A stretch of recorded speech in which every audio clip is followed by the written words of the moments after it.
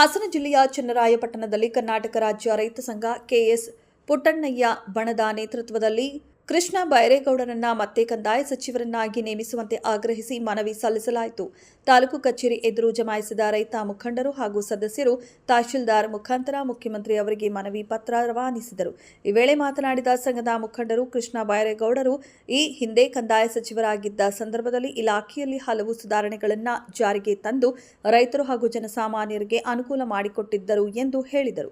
ಪ್ರಸ್ತುತ ರಾಜ್ಯದ ಹಲವು ಭಾಗಗಳಲ್ಲಿ ಪೋಡಿ ದುರಸ್ತಿ ಸೇರಿದಂತೆ ರೈತರ ಪರವಾದ ಅನೇಕ ಕೆಲಸಗಳು ನೆನೆಗುದಿಗೆ ಬಿದ್ದಿದ್ದು, ಕಂದಾಯ ಇಲಾಖೆಯ ಅನುಭವ ಹಾಗೂ ಕಾರ್ಯಕ್ಷಮತೆಯನ್ನ ಪರಿಗಣಿಸಿ ಮತ್ತೆ ಅವರಿಗೆ ಅದೇ ಖಾತೆಯನ್ನ ನೀಡಬೇಕು ಎಂದು ಒತ್ತಾಯಿಸಿದರು. ರೈತ ಸಂಘ ವತಿಯಿಂದ ಮತ್ತು ಸಾರ್ವಜನಿಕರು ಮತ್ತು ರೈತ ಬಂಧುಗಳ ಪರವಾಗಿ ತಹಸೀಲ್ದಾರ್ ಅವರಿಗೆ ಮನವಿ ಕೊಡಲಿಕ್ಕೆ ಅಂತೇಳಿ ಇವತ್ತಿಲ್ಲಿ ಎಲ್ಲ ಸದಸ್ಯರಿದ್ದಾರೆ.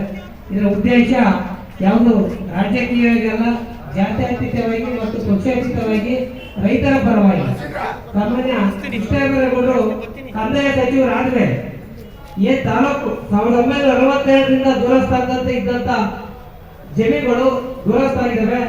ರೈತರಿಗೆ ಆಗಲೇ ಒಂದು 60-70% 1-5 ಆಗಿರ್ಬೋದು, ದುರಸ್ತಿ ಆಗಿರ್ಬೋದು, ಮತ್ತೆ ಗ್ರಾಮರಕ್ಷೆ ಆಗಿರ್ಬೋದು, ಮತ್ತೆ ತಿರುಗಾಡಲಿಕ್ಕೆ ದಾರಿ ಆಗಿರ್ಬೋದು, ಒಂದು ರೀತಿ ರೆವಿನ್ಯೂ ಇಲಾಖೆ ಕ್ಲೀನ್ ಆಗ್ತಾ ಇದೆ. ಎಲ್ಲರಿಗೂ ಆಶಾಭಾವನೆ ಇತ್ತು. ಡಿ.ಕೆ. ಶಿವಕುಮಾರ್ ಸಚಿವ ಸಂಪುಟದಲ್ಲೂ ಮತ್ತೆ ಕೃಷ್ಣ ಬೈರೇಗೌಡರನ್ನ ಮುಂದುವರಿಸ್ತಾರೆ ಅಂತ ಹೇಳಿ ಈಗ ಅವರಿಗೆ ನಗರಾಭಿವೃದ್ಧಿ ಕೊಟ್ಟಿರೋದ್ರಿಂದ ರೈತರು ಕಂಗಾಲಾಗಿದ್ದಾರೆ. ರೈತರ ಆಶಾಭಾವನೆಗೆ ಧಕ್ಕೆ ಆಗ್ತಾ ಇದೆ. ಆ ಉದ್ದೇಶದಿಂದ ಎಲ್ಲ ರೈತ ಸಂಘರು ಕರ್ನಾಟಕದ ರೈತರ ಪರವಾಗಿ ಇದು ನಮ್ಮ ಚನ್ನರಾಯಪಟ್ಟಣದಿಂದ ಮೊದಲನೇ ಕೂಗು ರಾಜ್ಯಾದ್ಯಂತ ಇದು ಹಬ್ಬುತ್ತೆ.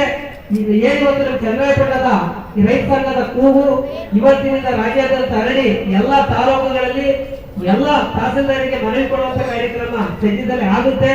ಆಗ್ಬೇಕು ಅಂತ ಹೇಳಿ ನಾವು ಮೊನ್ನೆ ಮಾತಾಡ್ತಾ ಹರೀಶ್ ಅವರೆಲ್ಲ ಹೇಳಿದ್ದು, ಕಂದಾಯ ಸಚಿವರಿಗೆ ನಾವು ಮೆಮೊರಾಂಡಮ್ ಮಾಡ್ಬೇಕು, ಅವರೇ ಉಳಿಸ್ಬೇಕು ಅಂತ. ಪಾಪ ನಾವು ಮಾತಾಡಂತ 2 ದಿವಸದಲ್ಲಿ ನೆನೆ ಸಿಕ್ಕಿ ಮೊನ್ನೆ ಸಿಕ್ಕಿ ಹೇಳಿದ್ರು, ಇಲ್ಲ ಕಾರಣ ಸೋಮವಾರ ಮಾಡ್ತಾ ಇದ್ವಿ, ತಾವೆಲ್ಲ ಬರಬೇಕು ಅಂತ.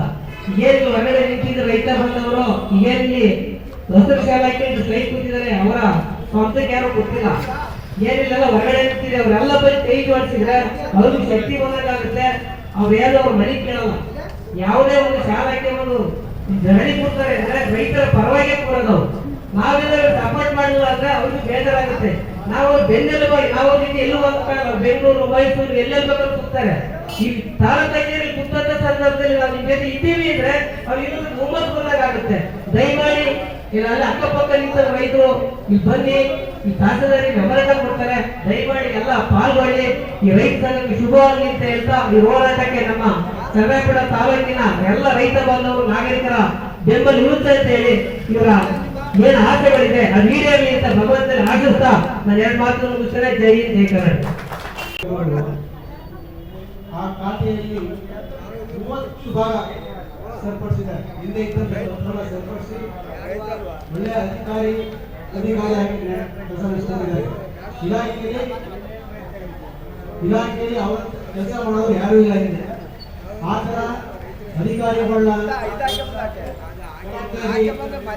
ಮಾಡಿ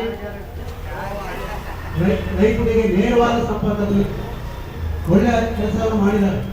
ಈಗ ಸರ್ಕಾರ ನೀವೇನ ಯಾರನ್ನ ಹಾಕ್ತಿರೋ ಯಾರು ಕೊಡ್ತಿರೋ ನಮ್ಗೆ ಹಿಂದೆ ತಕ್ಕ ರೆವಿನ್ಯೂ ಇಲಾಖೆಗೆ ದಯಮಾಡಿ